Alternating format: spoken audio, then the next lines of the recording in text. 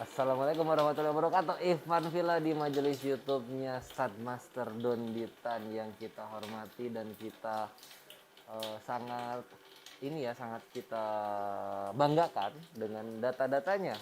Padahal beliau seorang mualaf tapi sangat kritis terhadap mana itu kebenaran.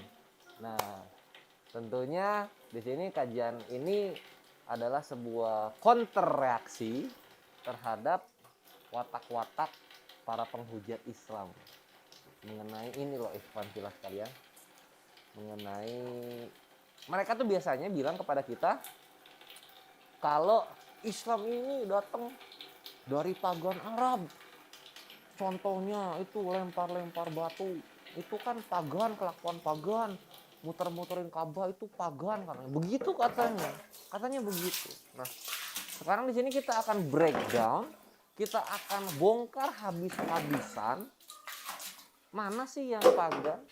Apa mereka sadar ketika mereka bilang begitu? Fakta, data, literasi, dan juga textual proof dalam kitab suci akan membentengi Islam dari semua hujatan mereka. Nggak percaya, kita akan buktikan Ikhwan Fillah. Tapi pertama-tama tentunya kita panjatkan dulu puja dan puji syukur kita terhadap hadirat Allah Azza wa Jalla. Alhamdulillah. Alhamdulillahirabbil alamin wassalatu wassalamu ala asrofil anbiya'i wal mursalin wa ala alihi washabihi ajmain. Amma ba'd. Ya, kita akan masuk sekarang ke tema kita, yaitu counter terhadap hujatan dari para tritungs yang dimana mereka suka sekali untuk mengatakan Islam ini datang dari pagan. Nah, begitu. Waalaikumsalam warahmatullahi wabarakatuh. Ustadz Zina Master Donditan. Nah, ini Ustadz bukan yang punya lapak sudah datang. Nah, itu Ustadz yang tadi kita obrolin tuh beberapa hari ke belakang soal mereka ini seneng banget ngatain Islam itu datang dari pagan katanya kan, muter-muterin Ka'bah, lempar jumroh itu pagan punya katanya. Mereka ngomong kayak gitu udah ngecek data dari keimanan mereka sendiri belum sih para penghujat ini saat Master? Itu yang akan kita bongkar. Itu yang akan kita bongkar gitu. Terus udah bahas apa? Udah bahas apa tadi? Tadi udah bahas banyak banget.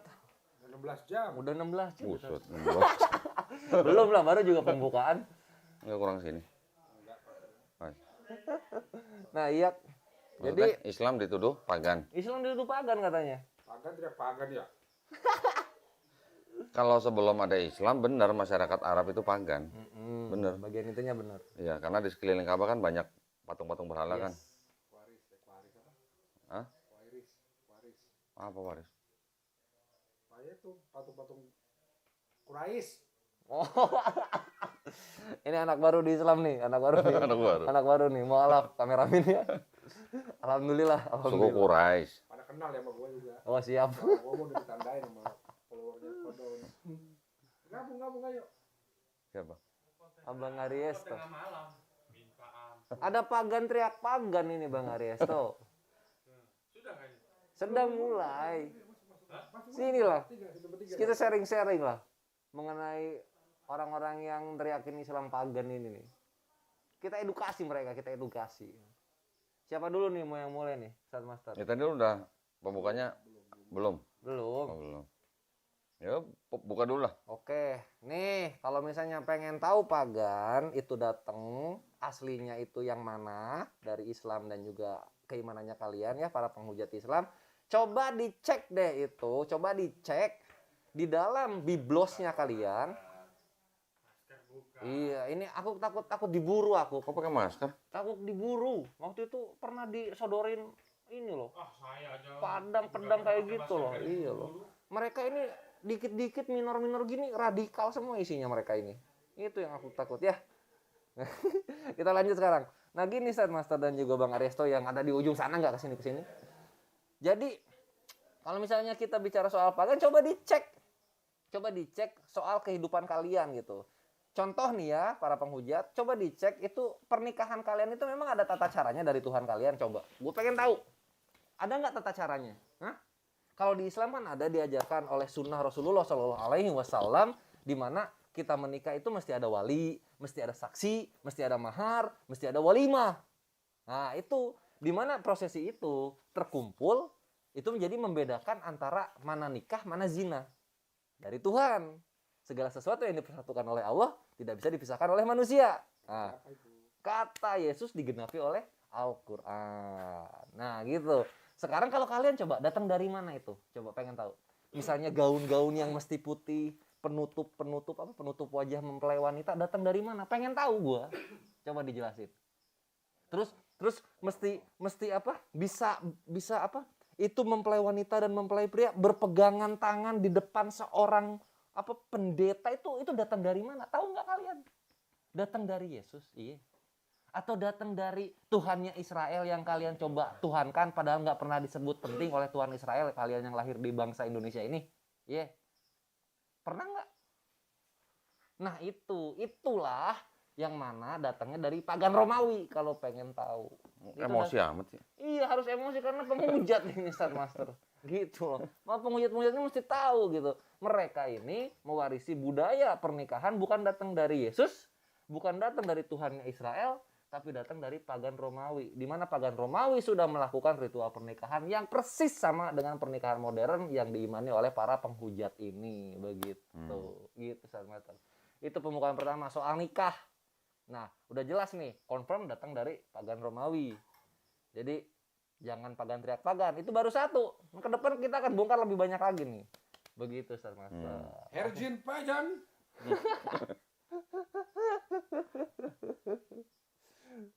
Apalagi yang mau... Nah ini mau pengetahuan yang pernah nikahin dulu. Nah, ini juga nih ada seorang mu'alaf nih. Romo tit. Enggak, yang kita tanya gini. Romo dulu kalau dipanggil nikahin orang, amplopnya berapa Romo? Ya tergantung. Oh, tergantung. Jauh dekat tempatnya. Oh, tergantung ya. Tergantung berapa yang diundang. Panggilan juga, laki panggilan. Oh, lagi panggilan. Si Matupang dong. Itu kebijaksanaan di gereja masing-masing. Sudah ada artinya budget yang ditentukan. Budget yang ditentukan. Coba aku tanya Romo deh. Romo, di mana dapat tata cara pernikahan itu diajarin tuh datang dari mana? Kalau ada namanya itu kan tata cara ibadah itu kalau di dalam bahasa gereja itu liturgi. Iya, liturgi. Ya, liturgi. Jadi itu ya pastilah itu kan datangnya dari gereja-gereja barat. Gereja-gereja barat. Karena sending penginjilan itu semua kan datangnya dari gereja barat, dari gereja-gereja Eropa. Berarti mentok dilihat tradisinya ini hanya sampai di gereja, nggak bisa dicek sampai ke Yesus mungkin ngajarin. Oh, enggak ada. Nggak ada loh. Mantan Romo bilang nggak ada loh. Mungkin dari Tuhannya Israel ngajari gitu, kalian boleh mencium pasangan kalian. Nggak ada juga Tuhan Israel bilang kayak gitu. Aduh. Untuk meluruskan beliau ini bukan Romo, mantan pendeta, tapi panggilannya Romo. Oh. Jadi biar nggak salah kaprah orang-orang. Ya udah nggak apa-apa. Yang penting. Mantan pendeta. Toh Romo juga itu datang dari Indonesia. Kok ini seneng banget Jadi mereka sama ini. seperti begini. Kenapa di gereja itu ada kursi, ada bangku? Karena kan gereja barat pakai bangku semua, pakai kursi semua kan.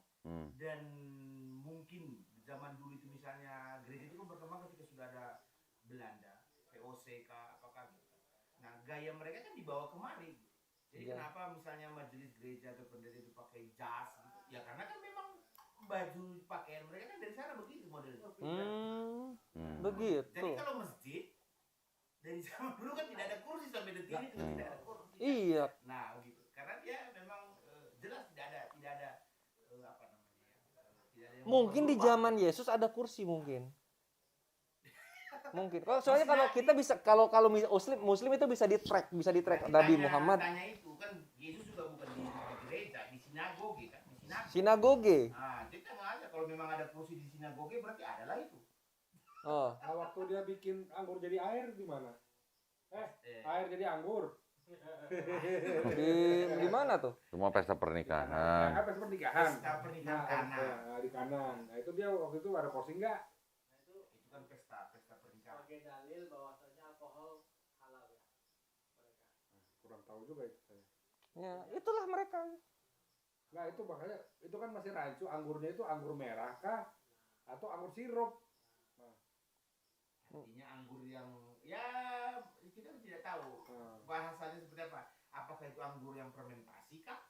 Atau memang langsung seperti zaman kan ada jus anggur kah? Siapa tahu jus anggur ya? Ya, Siapa tahu jus anggur. Yang menafsirkan jus itu keren juga. Ya. Cuma kita bingung anggurnya seperti apa karena kita membaca terjemahan gitu kan.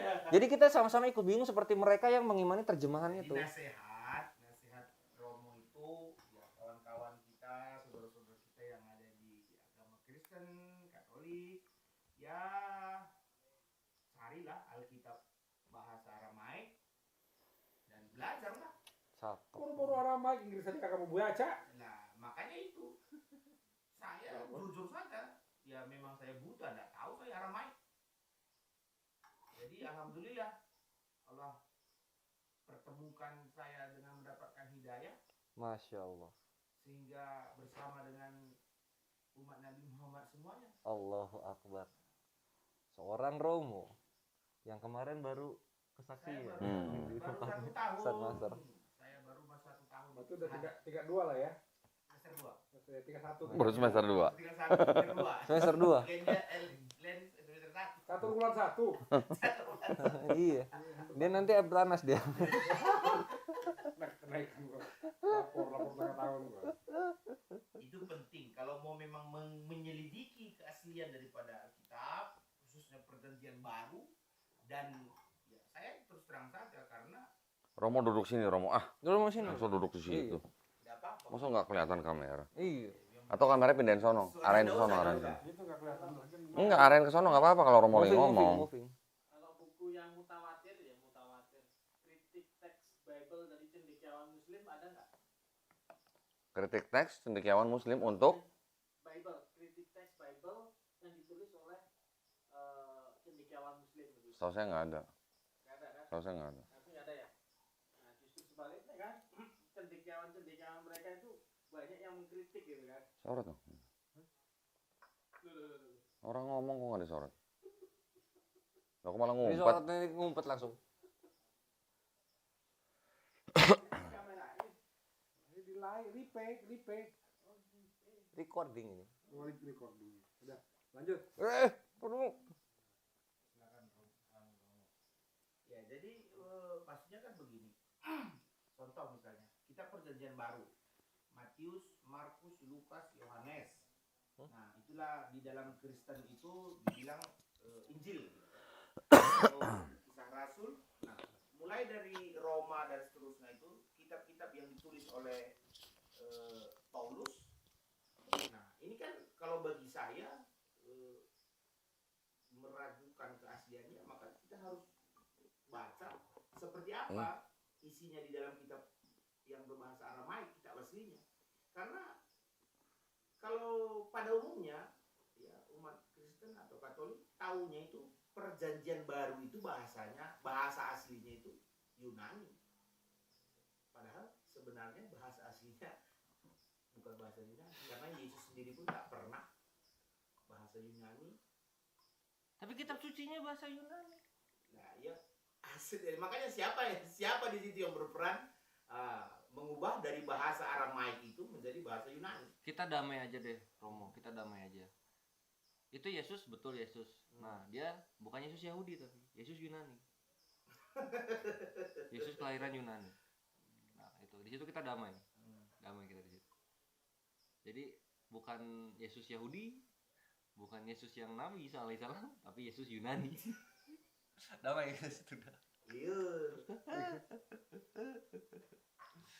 Sama apa lagi ya, soal pernikahan itu banyak banget data yang bisa diambil Romo dari pernikahan itu. Tadi Romo sendiri kan sudah mengakui bahwa ya nggak bisa diambil sampai ke Yesus gitu, si pernikahan ala Kristenan ini. Ternyata kalau kita runut memang sampainya mentoknya di gereja barat seperti yang Romo bilang. Nah, tapi data-data yang ditemukan ini ternyata sudah dimulai dari zaman pagan Romawi.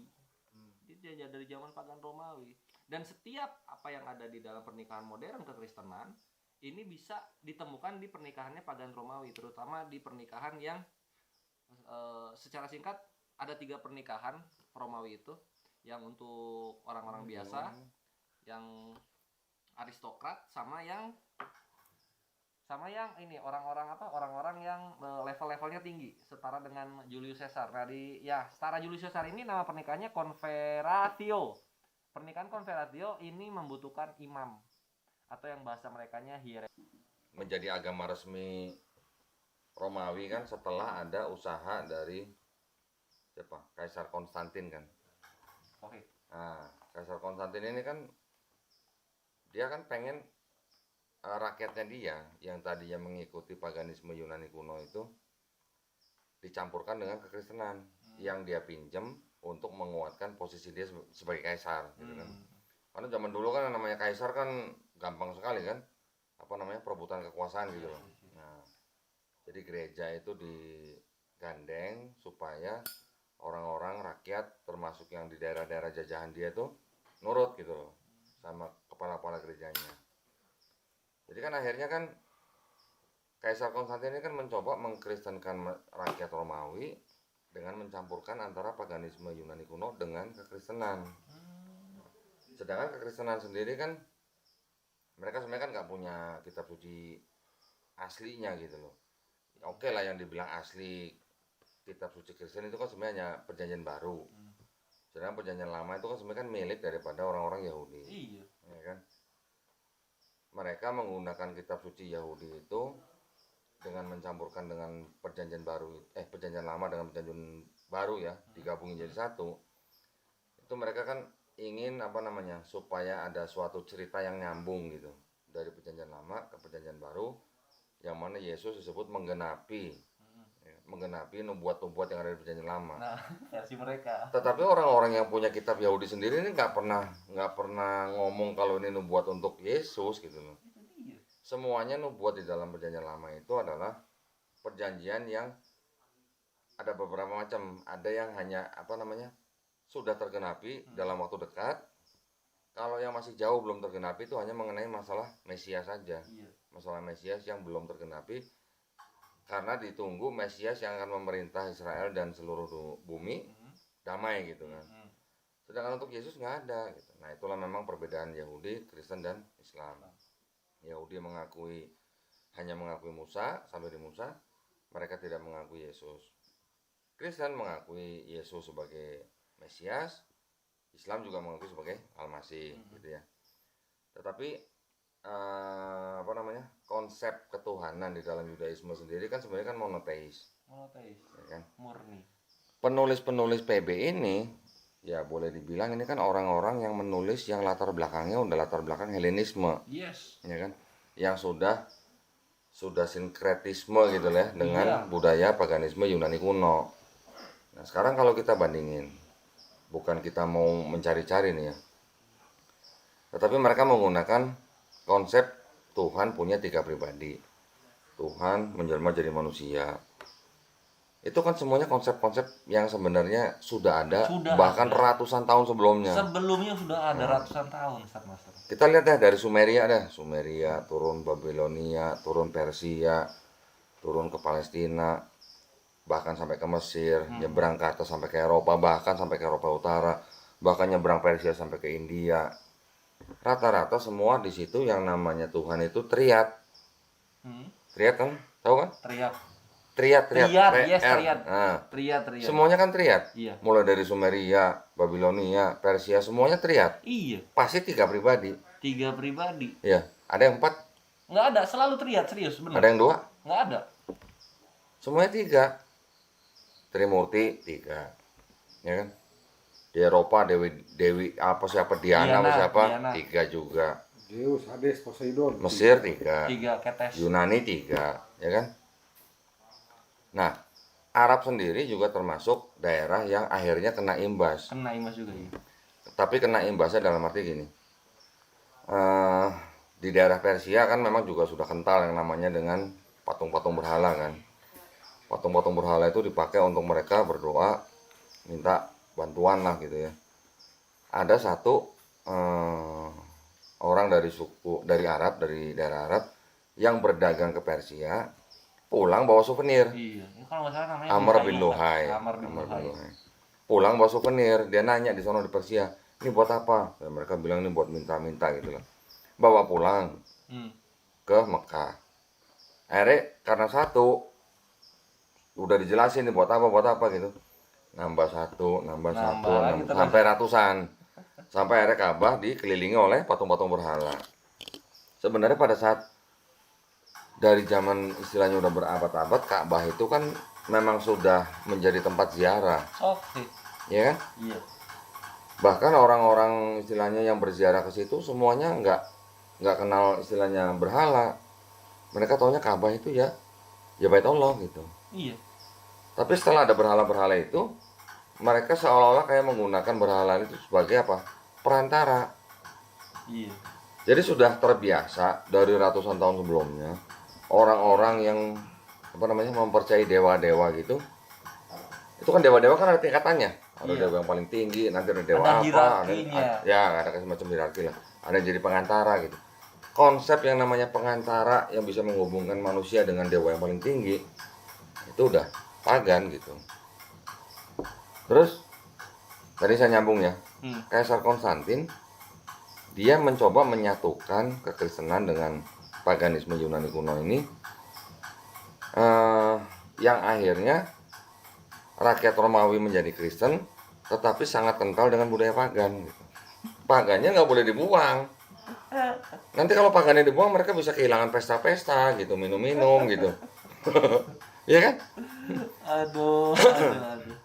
Sedangkan kekristenan sendiri, karena mereka menggunakan ya, gua nggak berani ngomong mencomot nih, menggunakan kitab suci Yudaisme, masih ada sisi monoteisnya, tetapi karena berasimilasi dengan konsep pagan, ya akhirnya jadi kayak campur aduk gitu.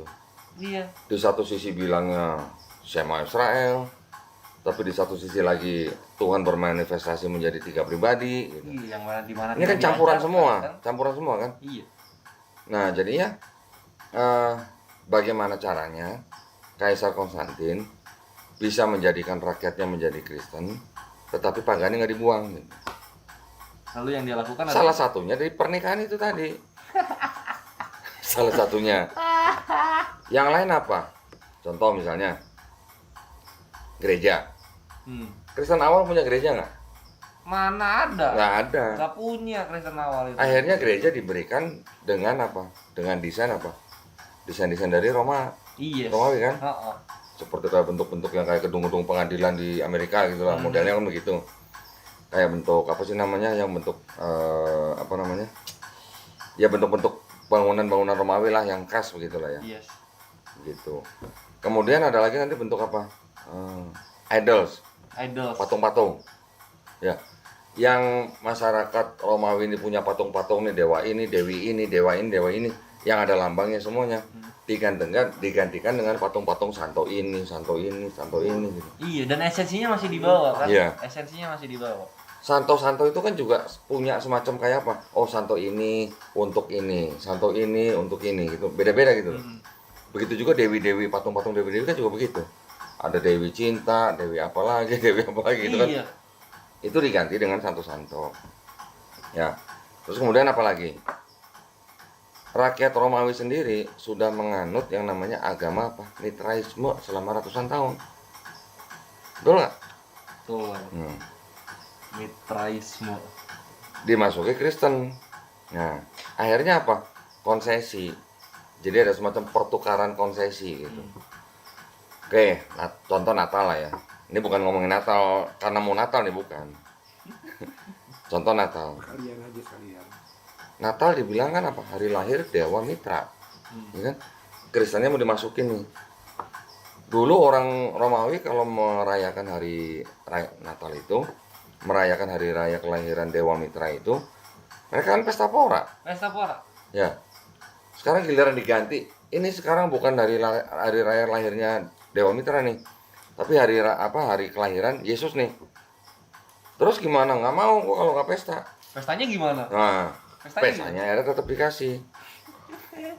Tetap dikasih. Nah, akhirnya mereka bisa menerima 25 Desember ini yang tadi mitra jadi Yesus misalnya. Pestanya tetap jalan gitu. Pestanya tetap ada.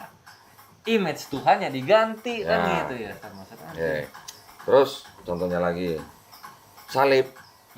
Dari Nah, mana? salib nih. Dari mana salib? Originnya salib nih. Nah, ternyata salib asalnya dari Mesir.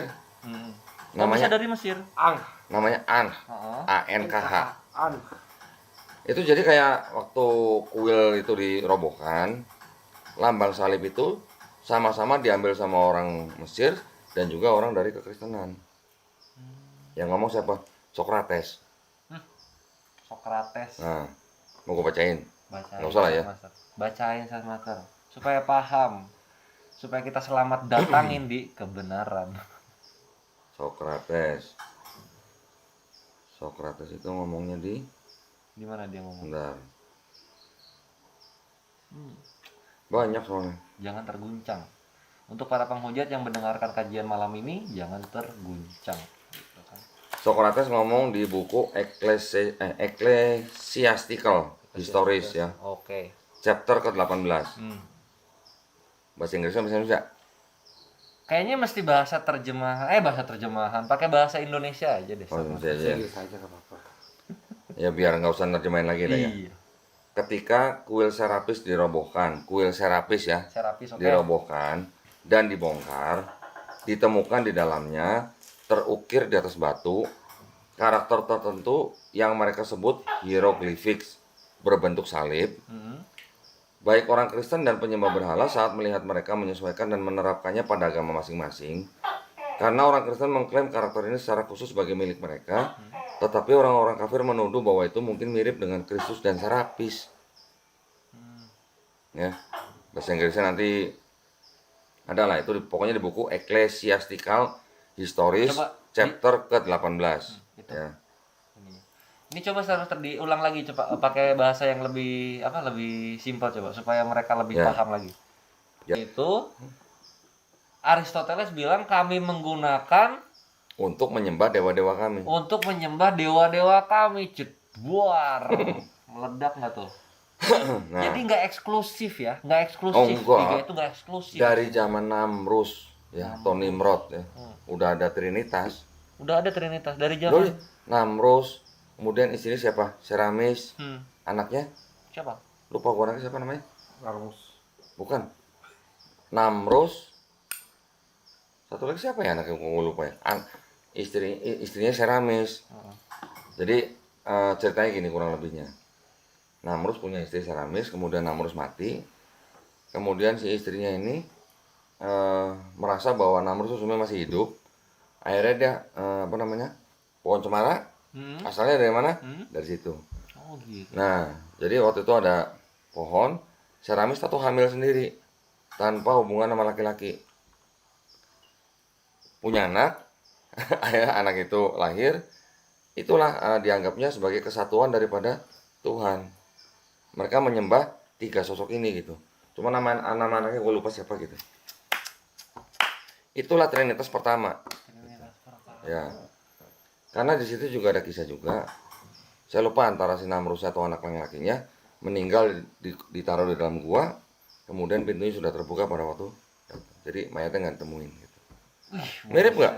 Ini terdengar similar ya. Nah, mirip nggak? Kok ke deja vu gitu gue ya?